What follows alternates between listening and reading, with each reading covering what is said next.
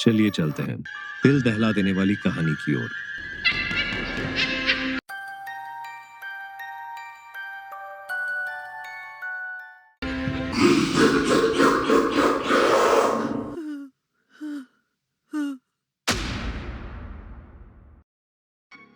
विश्रामपुर शहर के बाहर एक पुरानी रेल लाइन है जहां कोई ट्रेन आधिकारिक तौर पर नहीं चलती, लेकिन लोगों का कहना है कि हर रात 12 बजे वो पटरियां खुद कांपने लगती हैं।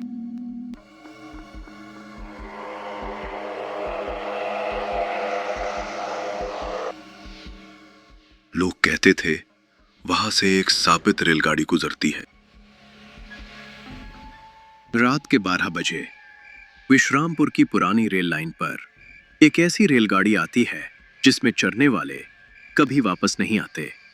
कबीर और रोहन ने इस कहानी को झूठ समझा, लेकिन उस रात दोनों रात के 11:50 पर रेल लाइन के पास पहुंच गए।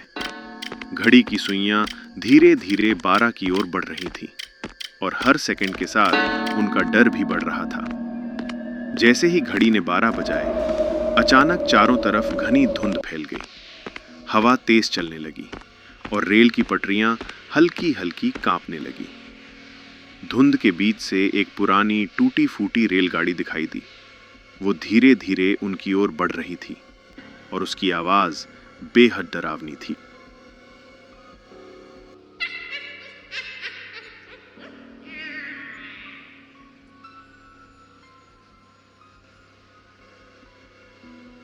रेलगाड़ी उनके सामने आकर रुक गई। अचानक उसका दरवाजा अपने आप खुल गया।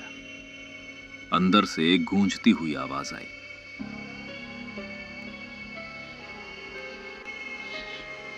अंदर आओ, तभी सच जान पाओगे। कबीर ने हिम्मत करके अंदर कदम रखा। रोहन भी डरते हुए उसके पीछे चला गया। जैसे ही वे अंदर पहुंचे, दरवाजा जोर से बंद हो गया और रेलगाड़ी चल पड़ी। अंदर कोई इंसान नहीं था, सिर्फ पुरानी सीटें थीं और हर सीट पर एक एक जलता हुआ कद्दू रखा हुआ था। ये क्या हो रहा है? उस कद्दू के अंदर से एक भयानक जली हुई आत्मा बाहर आई। उसका चेहरा आधा जला हुआ था और उसकी आंखें बिल्कुल काली थीं। वो धीमी आवाज में बोली, ये रेलगाड़ी उन लोगों की है जो कभी अपनी मंजिल तक नहीं पहुंच पाए।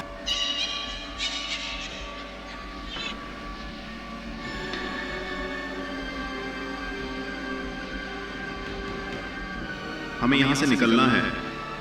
अब तुम भी इस रेलगाड़ी का हिस्सा बन चुके हो। तभी बाकी कद्दूओं से भी अजीब अजीब आवाजें आई। कबीर को अपनी दादी की बात याद आई। अगर कभी किसी आत्मा का सामना हो तो डरना मत। उसने साहस जुटाया और जोर से कहा, हम यहाँ के नहीं हैं, हमें जाने दो। अचानक पूरी रेलगाड़ी जोर जोर से हिलने लगी। एक एक करके सभी कद्दूओं की आग बुझने लगी। वो जली हुई आत्मा धीरे धीरे गायब हो गई और रेलगाड़ी अचानक रुक गई। अगली सुबह कबीर और रोहन रेल लाइन के पास बेहोश मिले। गांव वालों ने कहा, जो उस रेलगाड़ी में चढ़ता है वो कभी वापस नहीं आता। लेकिन कबीर और रोहन चुप रहे क्योंकि उन्होंने सच नहीं बताया।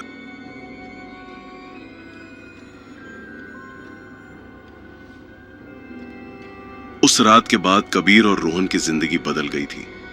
दोनों ने किसी को सच नहीं बताया, लेकिन डर उनके अंदर जिंदा था। कबीर को हर रात एक ही सपना आता, वही रेलगाड़ी, वही जलता हुआ कद्दू और एक खाली सीट जिस पर इस बार उसका नाम लिखा होता, कबीर। एक सुबह कबीर उठा तो उसके हाथ पर जलने का निशान था।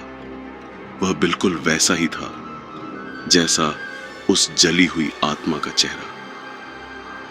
रोहन भी अब पहले जैसा नहीं रहा था। वह कम बोलता था और हमेशा कहीं खोया रहता था। एक दिन कबीर ने देखा, रोहन अपने कमरे में बैठा था और उसके सामने एक छोटा जलता हुआ कद्दू रखा था। कबीर ने घबराकर पूछा, तुमने कहां से लाया? रोहन ने धीरे से सिर उठाया उसकी आंखें काली हो चुकी थीं।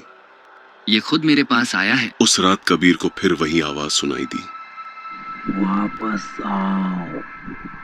वह आवाज उसके कानों में गूंजती रही और उसे लगा जैसे कोई उसे खींच रहा हो। कबीर अपने आप ही घर से बाहर निकल गया।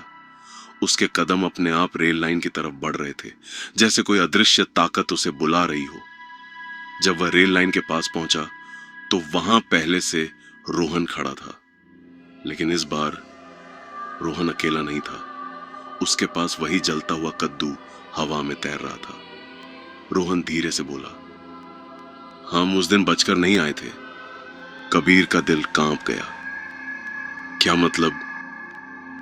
रोहन मुस्कुराया। हमारा एक हिस्सा वहीं रह गया था। जैसे ही घड़ी ने 12 बजाए फिर से धुंध छा गई और वही श्रापित रेलगाड़ी वापस आ गई। इस बार उसके डिब्बों में हल्की हल्की परछाइयां दिख रही थी। रेलगाड़ी रुकी और दरवाजा खुला। कबीर ने अंदर झांका। वहां अब 2 सीटों पर नाम लिखे थे, कबीर अन रोहन। कबीर पीछे हटना चाहता था, लेकिन उसके पैर जैसे जमीन से चिपक गए थे। रोहन ने उसका हाथ पकड़ लिया। दोनों फिर से रेलगाड़ी में चढ़ गए। इस बार सीटों पर रखे कद्दू खुद जल उठे और हर कद्दू में एक चेहरा दिखने लगा। वही जली हुई आत्मा फिर सामने आई, लेकिन अब अकेली नहीं थी। उसके पीछे कई और परछाइयां खड़ी थी। सबकी आंखें खाली और डरावनी। आत्मा बोली, ये रेलगाड़ी कभी खाली नहीं रहती।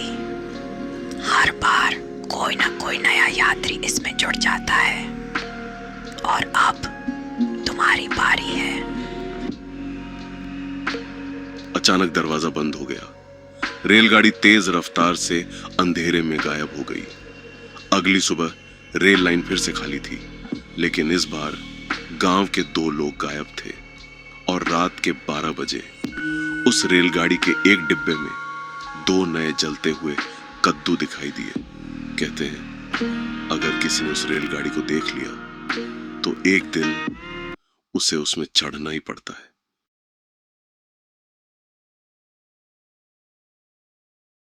कई दिन बीत गए। कबीर और रोहन का कोई पता नहीं चला।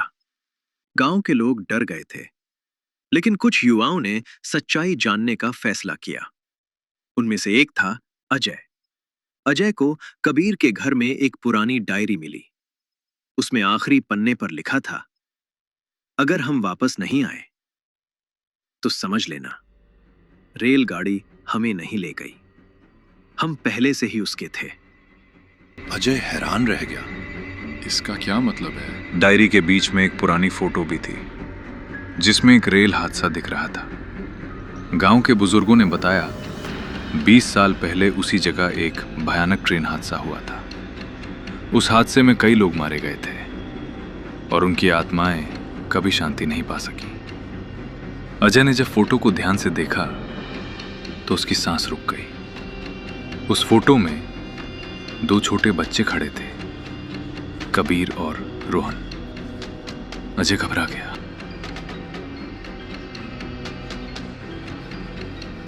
अजय भी उसी रात 12 बजे रेल लाइन पर पहुंच गया। धुंध फिर से छा गई और रेलगाड़ी फिर से आ गई। सामना। इस बार अजय ने अंदर झांका और जो उसने देखा उससे उसका खून जम गया। हर सीट पर एक कद्दू था और हर कद्दू के अंदर एक चेहरा। अचानक एक कद्दू उसकी तरफ मुड़ा। उसमें से एक चेहरा दिखा। वो खुद अजय था। पीछे से वही आवाज आई, तुम भी पहले से हमारे हो। अगली सुबह गांव वालों को रेल लाइन के पास एक और डायरी मिली। उसमें लिखा था, अगर तुम ये पढ़ रहे हो तो अगला नंबर तुम्हारा है।